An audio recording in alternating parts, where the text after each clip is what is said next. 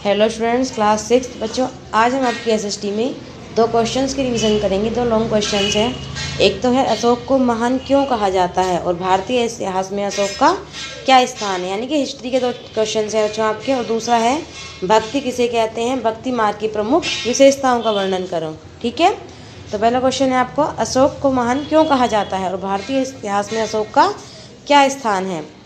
तो अशोक ने बच्चों बहुत सारे ऐसे काम किए जिसकी वजह से उसे महान कहा जाता है। ठीक है, प्रजा कौन कौन से कार्य किए, प्रजा हितार्थ कार्य, यानी कि प्रजा के हित के लिए, प्रजा के भलाई के लिए कार्य किया। अशोक अपनी प्रजा को अपनी संतान समझता था। प्रजा की भलाई के लिए उसने सड़कें बनवाई और दोनों ओर छायादार वृक्ष लगवाए। उसने धर्मशालाएं बनवाई और अस्पताल खुलवाए। ठीक है, पहला काम कौन सा किया, प्रजा के हित के लिए। दूसरा काम उसने बौद्ध धर्म का प्रचार किया। कलिंग युद्ध के बाद अशोक ने बौद्ध धर्म अपना लिया। उसने इस धर्म के प्रचार के लिए दूसरे देशों में प्रचारक भेजे। इस प्रकार उसने छोटे इस धर्म को विश्व धर्म बना दिया, यानी कि उसने छोटे इस धर्म को विश्व में धर्म मतलब विश्व का धर्म बना दिया, सभी तरफ उसको फैला दिया। युद्धों का त्याग, यानी कि उसने युद्ध का त्याग कर दिया, वो कभी भी अब युद्ध नहीं करेगा। कलिंग युद्ध के पश्चात अशोक ने युद्धों का त्याग दिया और फिर कभी युद्ध न करने का निर्णय किया। अब उसने धर्म विजय का मार्ग अपनाया। उसने क्या किया, युद्ध को छोड़ करके धर्म विजय के मार्ग पर आ गया। फोर्थ है इसमें कला। अशोक ने कई स्तूप और विहार बनवाए। उसने श्रीनगर और ललिता पाटन नामक दो नए नगर भी बसाए। पाटलिपुत्र में अशोक का राजभवन अति सुंदर था। सारनाथ का अशोक स्तंभ तथा लौरिया नंदनगढ़ का अशोक स्तंभ उसके काल की कला के उत्कृष्ट नमूने हैं, यानी कि उसने काल में जो कलाएं करवाई, उसने कौन कौन सी कलाकृतियां बनवाई उसके बारे में बताया। ठीक है, अशोक धर्म। अशोक ने अपनी प्रजा को सदाचारी बनाने के लिए धर्म का प्रचार किया। धार्मिक सहनशीलता। अशोक सभी धर्मों का एक समान आदर करता था। उसने बौद्ध धर्म के प्रचार के साथ साथ अन्य धर्मों के प्रति भी सहनशीलता दिखाई।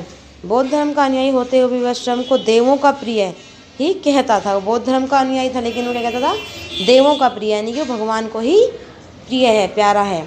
इन कार्यों को देखते हुए हम कह सकते हैं कि अशोक वास्तव में ही इतिहास के महान सम्राटों में से एक थे। और इतिहास में अशोक का स्थान क्या है, देखो, अशोक केवल भारतीय इतिहास में ही नहीं बल्कि विश्व के इतिहास में भी उच्च स्थान रखता है। इसलिए निम्नलिखित गुणों के कारण विश्व इतिहास में उच्च स्थान पाने में सफल हुआ। आदर्श मानव। अशोक एक आदर्श मानव था। वह दयालु, सदाचारी और प्रजा हितैषी शासक था। कौन कौन सा, वह दयालु था, सदाचारी था और प्रजा हितैषी शासक, प्रजा का भला चाहने वाला। धर्मनिरपेक्ष सम्राट। अशोक स्वयं बौद्ध धर्म का अनुयायी था, फिर भी वह सभी धर्मों का समान आदर करता था।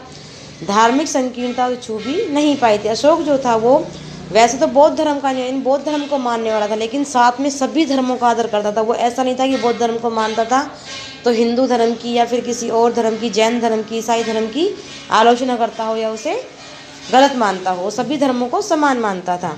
आदर्श शासक।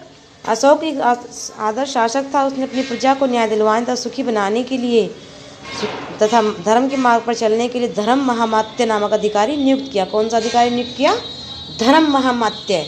ठीक है, उसका मानना था कि स्वर्ग की प्राप्ति किसी विशेष धर्म विशेष को मानने से नहीं अपितु अच्छे कार्यों, प्रेम और अहिंसा से ही हो सकती है। वो मानता था कि जब हमें ईश्वर की प्राप्ति करनी है तो हमें कोई अच्छे कार्य नहीं करने चाहिए, बल्कि हमें हमें कोई किसी धर्म को हम अच्छे से मानेंगे तो उससे ही हमें स्वर्ग की प्राप्ति नहीं हो जाएगी, बल्कि हमें अच्छे कार्य करने चाहिए, हमें प्रेम से रहना चाहिए और हमें हिंसा होनी चाहिए।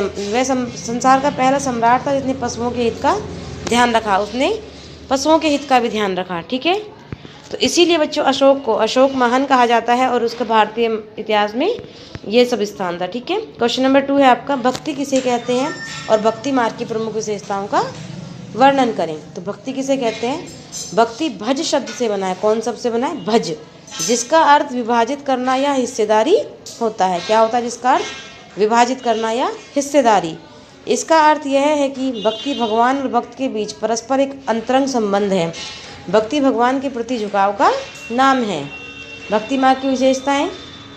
भक्ति मार्ग अपनाने वाले लोग आडंबर के साथ साथ पूजा पाठ करने के बजाय ईश्वर के प्रति लगन और व्यक्तिगत पूजा पर जोर देते थे। भक्ति मार्ग अपनाने वालों का यह मानना था कि अगर अपने आराध्य देवी या देवता की सच्चे मन से पूजा की जाए तो वह उसी रूप में दर्शन देंगे इसमें भक्त उसे देखना चाहता है।